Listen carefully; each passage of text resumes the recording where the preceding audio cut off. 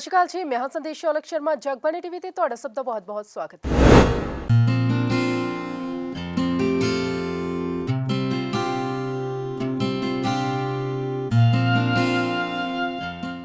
ਪ੍ਰਧਾਨ ਮੰਤਰੀ ਨਰਿੰਦਰ ਮੋਦੀ ਦੇ ਜਨ ਪ੍ਰਤੀਨਿਧੀ ਦੇ ਰੂਪ ਦੇ ਵਿੱਚ ਕਾਰਜਕਾਲ ਦੇ 20 ਸਾਲ ਪੂਰੇ ਹੋਣ ਤੇ ਮੋਦੀ ਜੀ ਦੇ ਜੀਵਨ ਦੀ ਕਾਰਜਸ਼ੈਲੀ, ਕਾਰਜ ਪ੍ਰਣਾਲੀ ਅਤੇ ਕੇਂਦਰ ਸਰਕਾਰ ਦੀਆਂ ਉਪਲਬਧੀਆਂ ਪੂਰੀਆਂ ਹੋਣ ਤੇ ਪ੍ਰਦੇਸ਼ ਕਾਰਿਆਲय ਕਮਲਮ ਦੇ ਵਿੱਚ ਇੱਕ ਪ੍ਰਦਰਸ਼ਨੀ ਲਗਾਈ ਗਈ, ਜਿਸ ਦਾ ਉਦਘਾਟਨ ਭਾਜਪਾ ਦੇ ਕੌਮੀ ਉਪ ਪ੍ਰਧਾਨ ਅਤੇ ਖੇਤਰੀ ਪ੍ਰਭਾਰੀ ਸੌਦਾਨ ਸਿੰਘ ਦੁਆਰਾ ਕੀਤਾ ਗਿਆ ਤੇ ਉਹਨਾਂ ਦੇ ਨਾਲ ਪ੍ਰਦੇਸ਼ ਅਧਿਕਸ਼ ਅਰੁਣ ਸੂਦ, सूबा संगठन महामंत्री दिनेश कुमार भी सी।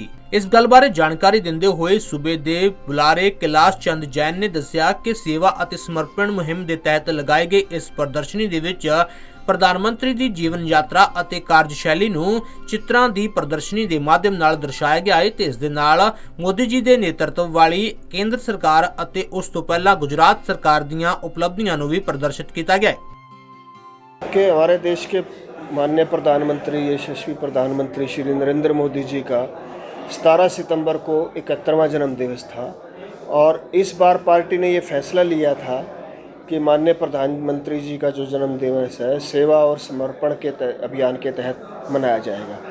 7 अक्टूबर को माननीय प्रधानमंत्री जी के श्री नरेंद्र मोदी जी के जनप्रतिनिधि के रूप में कार्यकाल के 20 वर्ष पूरे हुए हैं और ये इन 20 वर्षों के दौरान जो भी उनकी उपलब्धियां रही हैं, उनका जो व्यक्तित्व रहा है 20 वर्षों के दौरान और राजनीति में शुरू से बचपन से लेके आज तक का जो व्यक्तित्व रहा है, उन सभी को दर्शाते हुए, उन सब की छवि को दर्शाते हुए आज ये प्रदर्शनी लगाई गई है भारतीय जनता पार्टी कार्यालय कमलम में सेक्टर 33 चंडीगढ़ में ये प्रदर्शनी लगाई गई है। इस प्रदर्शनी में उनके जो जीवन का जो कार्यप्रणाली रही है, जीवन के संबंधित जो मुख्य मुख्य घटनाएं रही हैं और जो लोगों के लिए उन्होंने जो जन सेवा की जो योजनाएं जो उनके नेतृत्व में सरकार के द्वारा चलाई गई हैं, उनको दर्शाया गया है इस प्रदर्शनी। आज इस प्रदर्शनी का उद्घाटन माननीय श्री सौदान सिंह जी जो भारतीय जनता पार्टी के राष्ट्रीय उपाध्यक्ष हैं और क्षेत्रीय प्रभारी हैं, चंडीगढ़ में उनका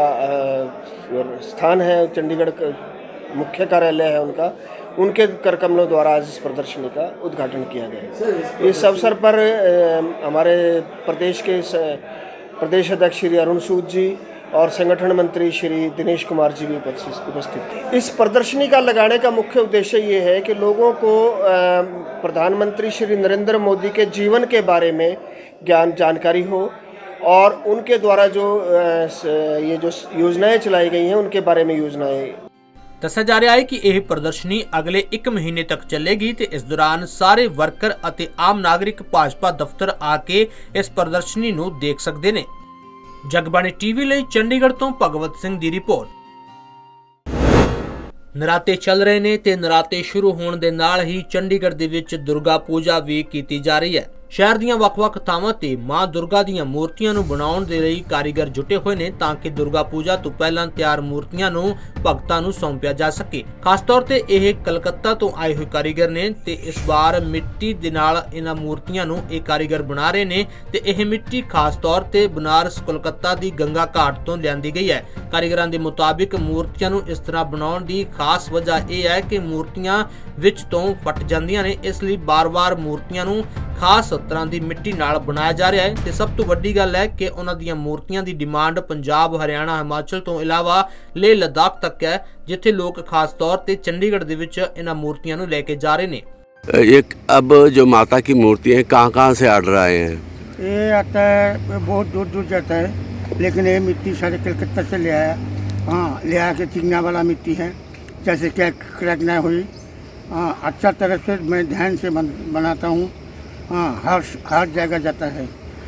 आप वो हिमाचल में जाता है, जम्मू कश्मीर जा रहा है, पंजाब जा रहा है, हरियाणा जा रहा है। कम से कम यहाँ पे 50-60 मिट्टी बन जाती है। किस तरह की मिट्टी होती है? क्या कुछ और भी इसमें मिलाया जाता है ताकि त्रेड़ ना पड़े? वाला मिट्टी है, रेता वाला मिट्टी है, हर किस्म का मिट्टी में बहुत कुछ मिलावट करता है, लेकिन क्रैक ना हुई होना पकड़ा ना है, इसीलिए पुरानी मान के उसके ऊपर मिट्टी चढ़ाना है। ਮੂਰਤੀਕਾਰਾਂ ਦੀ ਮੰਨੀਏ ਤਾਂ ਬੀਤੇ ਸਾਲ ਦੇ ਮੁਕਾਬਲੇ ਇਸ ਸਾਲ ਉਹਨਾਂ ਦਾ ਕੰਮ ਜ਼ਿਆਦਾ ਚੰਗਾ ਹੈ। ਇਸ ਵਾਰ ਭਗਤ ਈਕੋ ਫ੍ਰੈਂਡਲੀ ਮੂਰਤੀਆਂ ਨੂੰ ਲੈ ਕੇ ਜ਼ਿਆਦਾ ਰੁਚੀ ਵਿਖਾ ਰਹੇ ਨੇ ਅਤੇ ਮਾਂ ਦੁਰਗਾ ਦੀ ਮੂਰਤੀ ਨੂੰ ਅੰਤਿਮ ਰੂਪ ਦੇਣ ਦੇ ਵਿੱਚ ਜੁਟੇ ਕਾਰੀਗਰਾਂ ਦੇ ਮੁਤਾਬਿਕ ਉਹ ਚਿਕਨੀ ਮਿੱਟੀ ਦਾ ਇਸਤੇਮਾਲ ਕਰ ਰਹੇ ਨੇ ਤੇ ਨਾਲ ਹੀ ਈਕੋ ਫ੍ਰੈਂਡਲੀ ਰੰਗਾਂ ਦਾ ਇਸਤੇਮਾਲ ਵੀ ਕੀਤਾ ਜਾ ਰਿਹਾ ਹੈ ਤੇ ਇਸ ਨਾਲ ਵਾਤਾਵरण ਨੂੰ ਕੋਈ नुकसान नहीं पहुंचेगा। सर इस बार जो मूर्तियाँ आप माता की बना रहे हैं कहाँ से ऑर्डर आए हैं?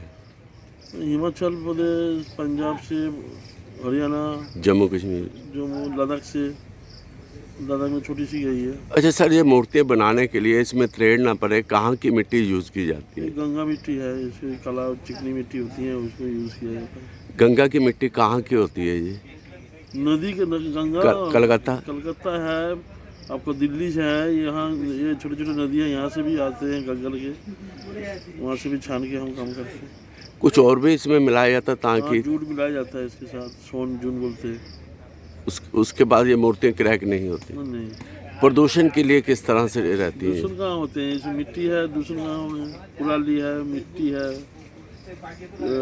कॉटन के कपड़े चिपकाए जाते हैं इसके ऊपर, दूषण क्या है? शुद्ध मूर्ति मानी जाती है, तभी तो यहाँ लोग आते हैं मिट्टी की मूर्ति लेने। चंडीगढ़ तो जगबाणी टीवी ਲਈ कुलदीप कुमार ਦੀ रिपोर्ट। भारतीय जनता पार्टी ने इस बार ये तय किया है कि भारतीय जनता पार्टी 20 अक्टूबर को तो वाल्मीकि जयंती मनाएगी, लेकिन इस बार हम जयंती जो है एक दिवस में नहीं पूरा सप्ताह मनाएंगे। इस कार्यक्रम का नाम हमने भगवान वाल्मीकि जयंती सप्ताह के रूप में रखा है। 14 तारीख से ये कार्यक्रम शुरू हो जाएंगे। 14 तारीख को हम लोग जो है वो दलित समाज के जितने भी महापुरुष हैं, संत हैं, उनकी जो संस्थाएं हैं, उन सबको हम सम्मानित करेंगे, जिसमें विशेष रूप से जो राम तीर्थ अमृतसर के गद्दी नशीन जी हैं, दिल्ली हरियाणा से वो भी आएंगे, और दिल्ली हरियाणा से भी बहुत सारे जो दलित समाज के संत हैं और महापुरुष हैं वो आएंगे। उनका हम सम्मान करेंगे कि उन्होंने दलित समाज के उत्थान के लिए जो अपना योगदान दिया है उसको विशेष रूप से हम उनको प्रोत्साहित करेंगे।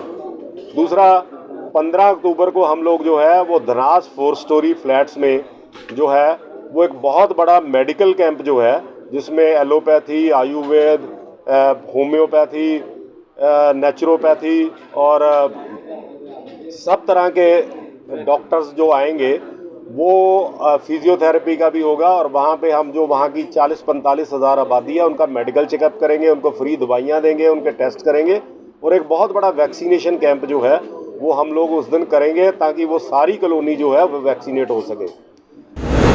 हाँ बिल्कुल, आप ठीक कह रहे हैं। इसमें कई तरह के मानवीय रिश्तों को मैंने टच किया है और परिवार को जोड़ के रखने की जहाँ तक बात है, एक मैंने जैसे आपको बताया कि ग्रैंड डॉटर और एक पोती की कहानी है और सिस्टर्स की स्टोरीज़ है। सिस्टर अपनी बड़ी सिस्टर का घर कैसे बचा के रखना चाहती है, उसके लिए क्या एफर्ट्स वो करती है, उसके त्याग, उसके बलिदान की बात है।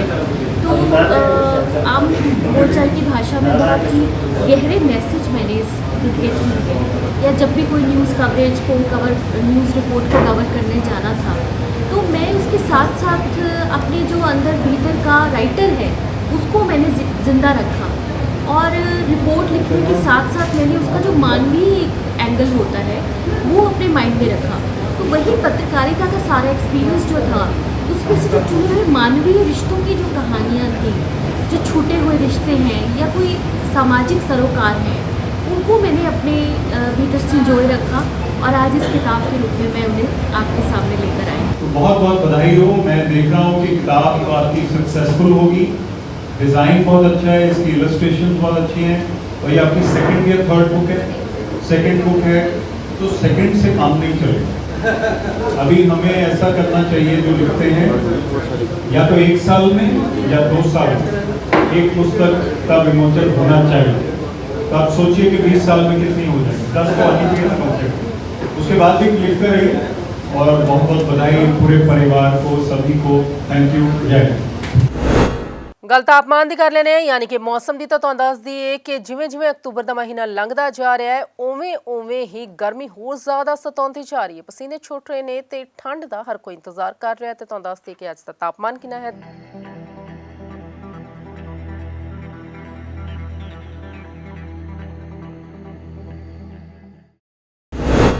ਤਾਂ ਅੱਜ ਦੇ ਇਸ ਬੁਲੇਟਿਨ ਦੇ ਵਿੱਚ ਬਸ ਨਹੀਂ, ਫਿਰ ਹੋਵੇਗੀ ਮੁਲਾਕਾਤ। ਸਤਿ ਸ਼੍ਰੀ ਅਕਾਲ।